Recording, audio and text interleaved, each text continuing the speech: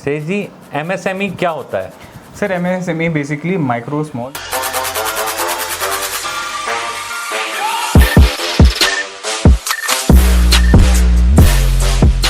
Hello friends, हमारे channel finance with Neeraj में आपका स्वागत है। आज हमारे साथ हैं श्रेष जैन जी, जो हाई कोर्ट और सुप्रीम कोर्ट लॉयर हैं। आज हम इनसे समझते हैं एमएसएमई के बेनिफिट्स। श्रेष जी, एमएसएमई क्या होता है? Sir MSME basically micro small medium enterprises है।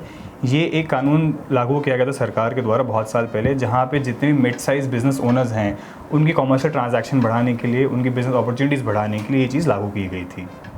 ओके, और who can enrol in MSME? ये बड़ी अच्छी बात है और काफ़ी लोगों को कन्फ्यूजन रहता है। So under the MSME act any private limited company और any proprietorship can be registered under the MSME act. Okay, मतलब मैन्युफैक्चरर एंड सर्विस प्रोवाइडर दोनों एनरोल कर सकते हैं। कोई भी प्राइवेट लिमिटेड कंपनी बना रखी है किसी ने, या फिर कोई प्रोप्राइटरशिप के अंदर काम कर रहा है, दोनों ही अपने आप को एमएसएमई के अंदर रजिस्टर करा सकते हैं। यही क्राइटेरिया और क्लासिफिकेशन है इसका? ये क्राइटेरिया है। क्लासिफिकेशन की हम बात करें तो कोई भी मैन्युफैक्चरिंग यूनिट जिसकी इन्वेस्टमेंट 1 करोड़ से कम है और कोई सर्विस प्रोवाइडर जिसकी टर्नओवर 5 करोड़ से कम है, वो अपने आप को माइक्रो यूनिट की कैटेगरी में रजिस्टर कराएगा।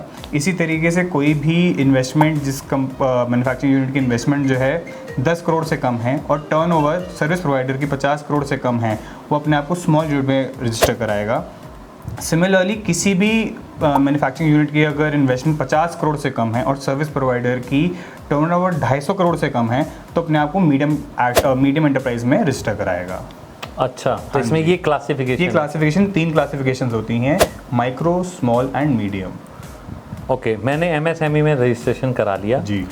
अब इसके लीगल बेनिफिट्स क्या हैं? मतलब मुझे कोई क्लेम फाइल करना है तो उसके क्या बेनिफिट्स हैं, वो कैसे होता है, वो थोड़ा सा बताओ। देखिए, एमएसएमई के अंडर लीगल क्लेम या आपकी डिलेड पेमेंट जो है सबसे बड़ा सवाल है, और बेसिक ये बेनिफिट भी है। और बेसिक क्राइटेरिया एमएसएमई एक्ट को लाने का यही था कि जितने भी स्मॉल या business mid size business owners हैं, उनकी पेमेंट 15 दिन से 30 दिन से 45 दिन से 1 महीना 6 महीने डिले हो जाती हैं, तो उस डिले का कॉम्पनसेशन क्या है। तो एमएसएमई एक्ट के अंडर एक एमएसएमई फैसिलिटेशन काउंसिल बनाया गया है, जहाँ पे कोई भी मीडियम या माइक्रो या स्मॉल एंटरप्राइज अपना क्लेम फाइल कर सकते हैं, और उस क्लेम फाइल करने के बाद सरकार ने एक्ट के अंदर उनको 3 times of the standard rate of interest, माने कि अगर आज एसबीआई का स्टैंडर्ड रेट ऑफ इंटरेस्ट 10% है, तो उनको अपनी डिलेड पेमेंट पे 30% अच्छा रिटर्न मिलेगा। मतलब अगर एग्जाम्पल दिया आपने जी, तो मतलब जो भी रेट ऑफ इंटरेस्ट चल रहा है वो 3 टाइम्स चला जाएगा। 3 टाइम्स चला जाएगा।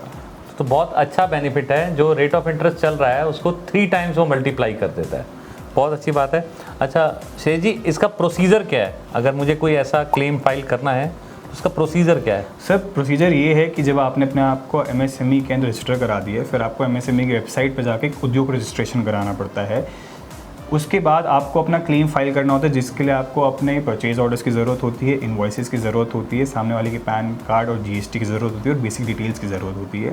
जब आप सारी इन्फॉर्मेशन उस पोर्टल पर डाल देते हैं, तो आपको ईमेल और स्पीड पोस्ट के थ्रू एक कंसिलिएशन फोरम से कंसिलिएशन की हियरिंग का नोटिफिकेशन आता है। So this is the first process.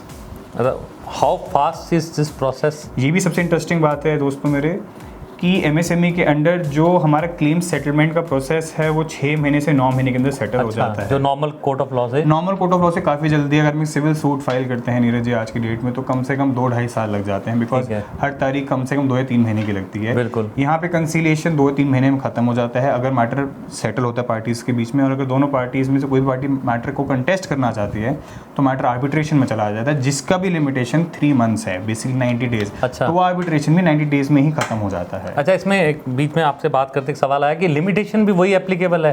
हाँ जी, लिमिटेशन एक्ट है हमारा। जी, लिमिटेशन में भी एप्लीकेबल है कि जो भी हमारा लास्ट इनवॉइस है या लास्ट डेट ऑफ पेमेंट है, उसके 3 साल के अंदर हमें अपना क्लेम फाइल करना होगा। और मान लीजिए जब मैंने ये ट्रांजैक्शन की थी तब मैं एमएसएमई में रजिस्टर नहीं था और मैंने क्लेम से पहले किया, तो क्या मैं उसमें आ जाता हूँ? हाँ, यहाँ थोड़ा डिफरेंस है कि अगर आपने जब ट्रांजैक्शन किया था और आप एमएसएमई रजिस्टर्ड नहीं थे, तो आप वो क्लेम एमएसएमई के अंदर नहीं डाल सकते। एमएसएमई में क्लेम डालने के लिए आपको एमएसएमई के अंदर रजिस्टर होना पड़ेगा प्रायर टू दैट ट्रांजैक्शन। ये भी एक नोट करने वाली बात है कि मैं उससे पहले का ना डालूं, अगर मेरे पास रजिस्ट्रेशन नहीं है तो आप उसके बाद का डालें। बिल्कुल। अच्छा, इसका बेनिफिट क्या है?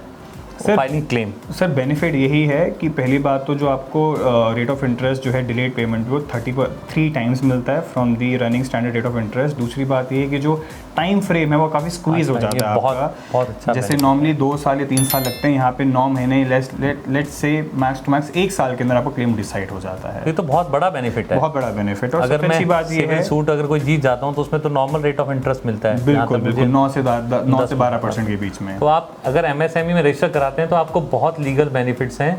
तो आप यही एडवाइस करेंगे कि हमें एमएसएमई में as soon as possible register करा लेना चाहिए अगर मैं नहीं हूँ? बिल्कुल। दूसरी बात ये है कि अगर कोई भी पार्टी जिसके खिलाफ एमएसएमई क्लेम फाइल कर रहे हैं उसके लिए भी एक इशू क्रिएट हो जाता है, बिकॉज दूसरी एमएसएमई पार्टी उसके साथ कभी बिजनेस नहीं करेगी जब तक उसकी लिटिगेशन चल रही है। और ये भी जरूरी है कि वो भी रजिस्टर्ड हो, जरूरी नहीं, ये जरूरी नहीं। मतलब जो रिट फाइल कर रहा जिसके है ऊपर आप केस फाइल कर रहे हैं जरूरी नहीं है कि वो एमएसएमई के अंडर रजिस्टर्ड हो। तो बहुत अच्छा प्रोटेक्शन दिया है गवर्नमेंट ने हमें। अच्छा, where do we file this? ये बड़ा इंपॉर्टेंट मीडियम एंटरप्राइजेस के लिए। हाँ, जैसे मैंने बताया पहले कि एमएसएमई के अंदर सिर्फ माइक्रो स्मॉल एंटरप्राइजेस अपना क्लेम फाइल कर सकते हैं, मीडियम नहीं कर सकते। तो मीडियम कॉमर्शियल कोड एक्ट के अंदर अपना क्लेम फाइल कर सकते हैं, which is again a civil suit. But again commercial code के अंदर आप जैसे ही जाते हैं आपका टाइम फ्रेम थोड़ा और स्क्वीज हो जाता है, बिकॉज वहाँ पे भी टाइम लिमिटेशंस हैं हर चीज़ की। तो वहाँ पे मान के चलिए कि 2 साल के अंदर आपका क्लेम डिसाइड हो जाता है। उनको मतलब उससे ज़्यादा फास्ट ट्रैक की तरह ट्रीट किया जाता है। करेक्ट। नॉर्मल सूट से कॉमर्शियल को फास्ट ट्रैक ट्रीट किया जाता है। और where this MSME is filed वो सेम है, वही प्रोसेस? सर एमएसएमई आप कहीं भी फाइल कर सकते हैं। कहने का मतलब ये है कि जहाँ पे बायर है या तो उस जुरिडिक्शन में आप फाइल कर सकते हैं या फिर जहाँ सेलर है वहाँ फाइल कर सकते हैं।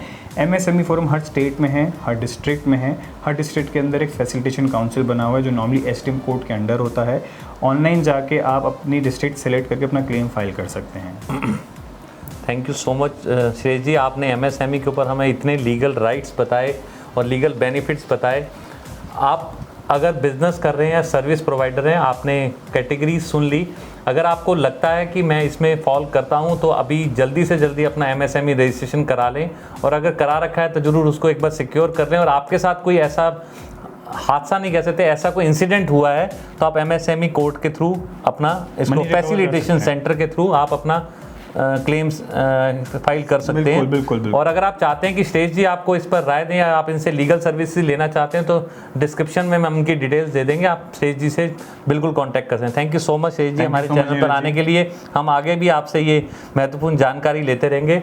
आपको हमारा वीडियो कैसा लगा? अगर पसंद आया इसे लाइक और शेयर करना ना भूलें। हमारे चैनल पर नए हैं तो हमारे चैनल पर सब्सक्राइब कर दें। For more financial tips and tricks हमारे insta handle finance with Neeraj को फॉलो करना ना भूलें। थैंक यू सो मच।